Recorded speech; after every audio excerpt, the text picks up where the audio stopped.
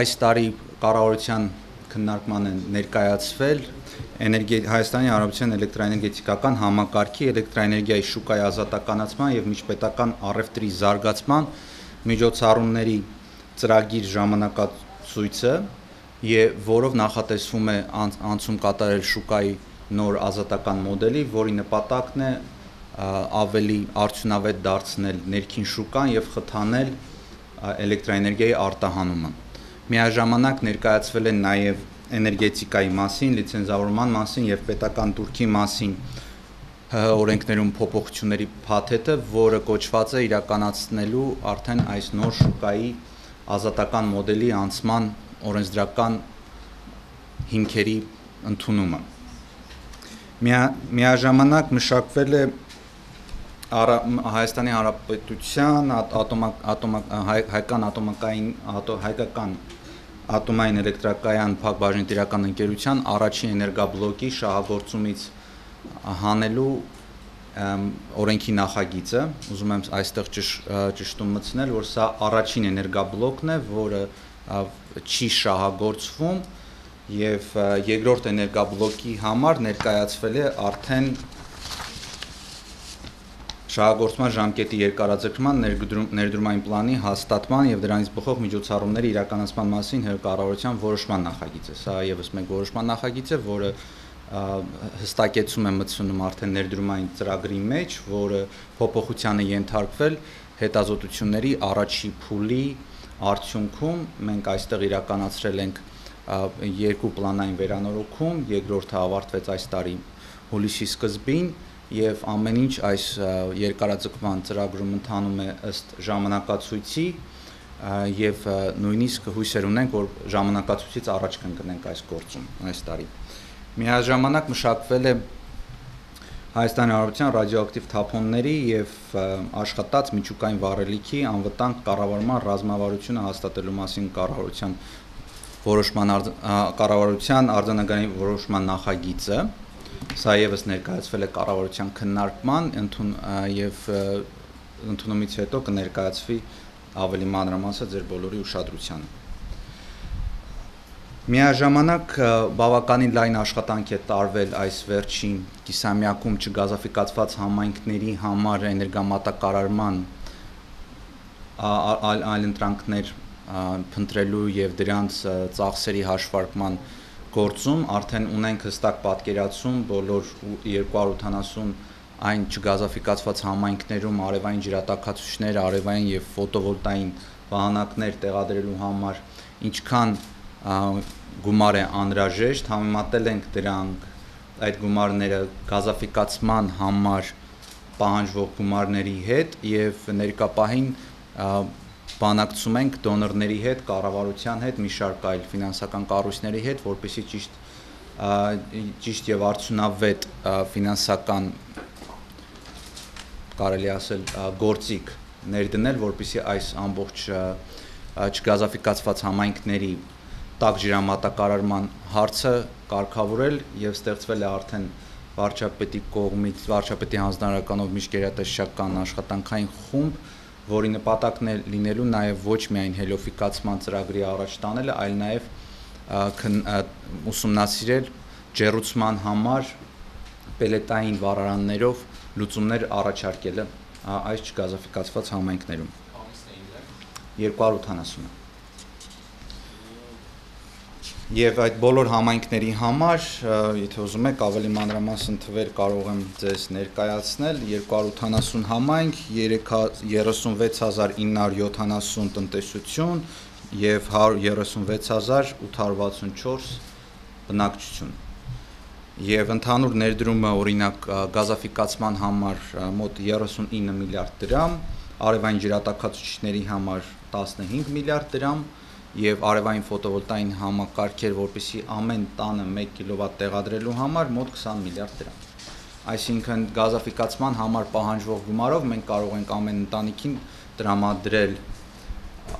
եւ արևային ջրատաքացուցիչ, որը իրենց տաք ջրի ամբողջական պահանջարկը կբավարարի եւ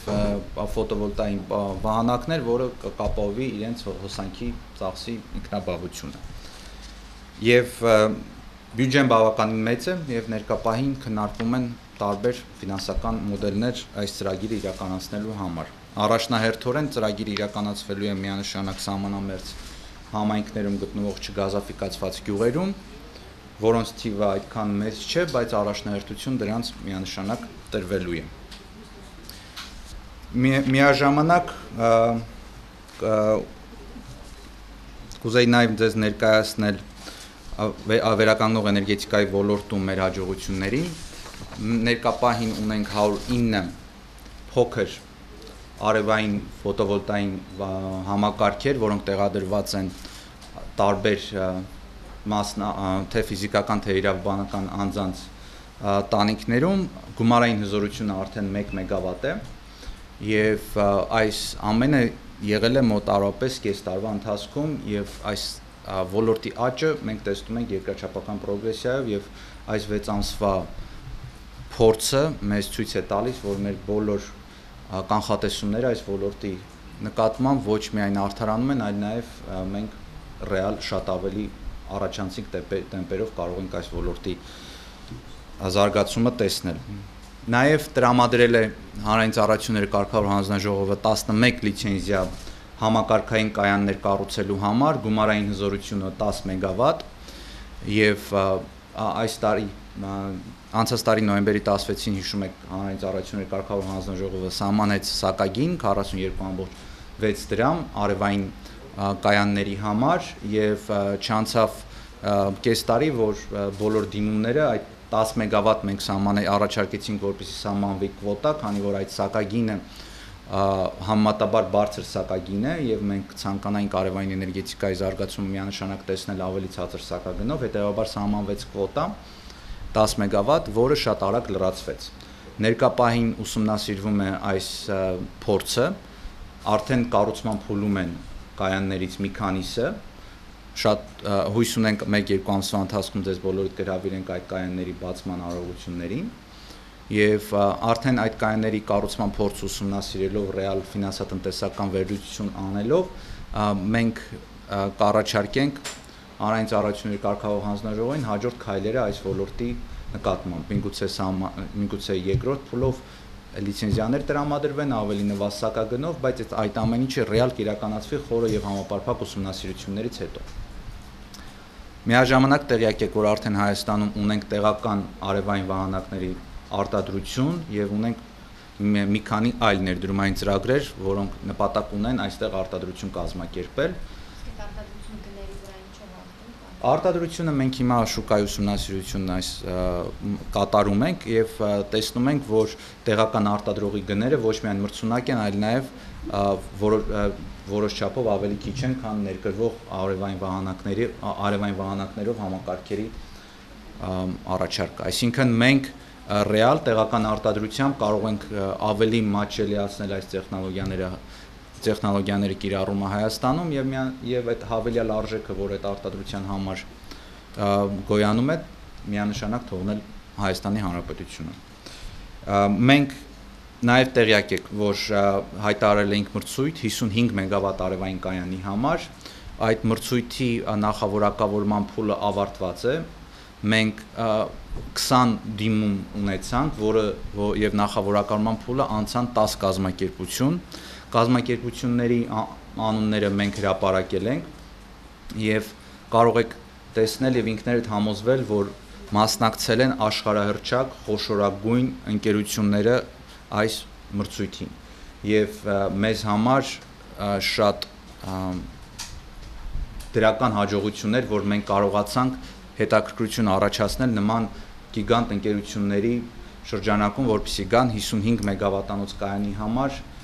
մրցույթին մասնակցեն, որը այդքան մեծ չէ իր չափերով, հաշվի առնելով այն մրցույթները, որոնք հիմա աշխարհում տեղի են ունենում 700 մեգավատի, 1000 մեգավատի եւ ավել։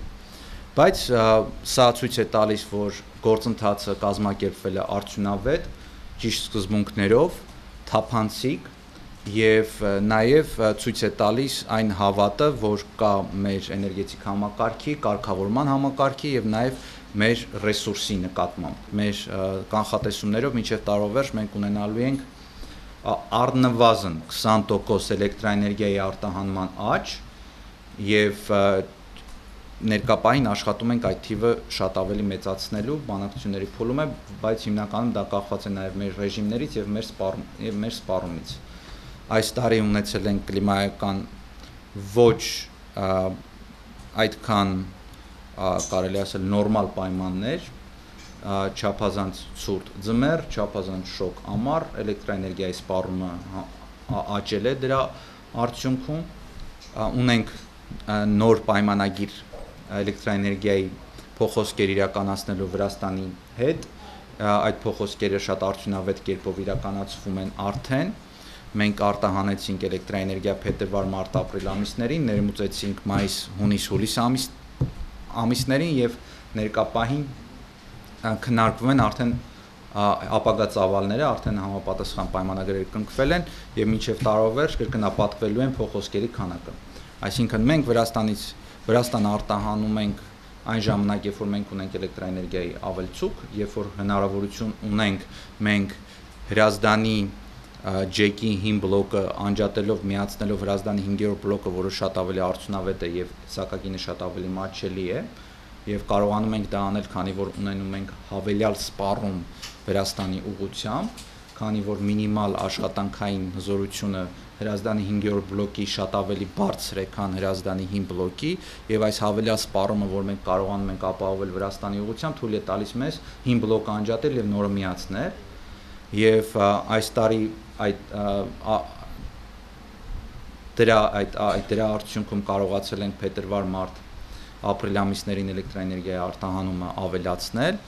եւ շարունակելու ենք արտահանումը հոկտեմբեր ամսին էլի մինչեւ տարվա վերջ։ Այս ամիսներին մենք ներմուծում ենք, հաշվի առնելով նաեւ որ ատոմակայանի պլանային վերանորոգման ժամանակ մեզ նաեւ ավելի մատչելի էլեկտրաէներգիայի աղբյուր էր պետք։ Այսինքն փոխշահավետ համագործակցություն է Վրաստանի հետ եւ հուսով ենք սա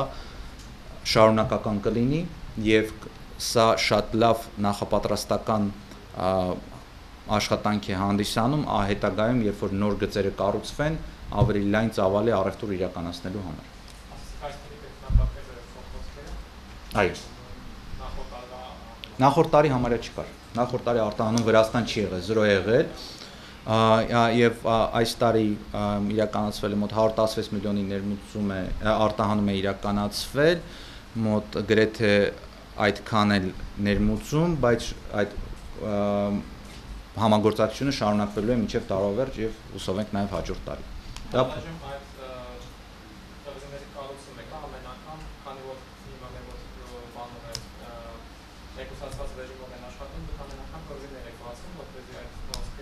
Այո, միանշանակ կղզյակ ռեժիմում ենք Վրաստանի հետ աշխատում, այս տարի շատ կարճ ժամանակահատվածում մեզ հաջողվեց նաեւ դուրս գալ զուգահեռ ռեժիմ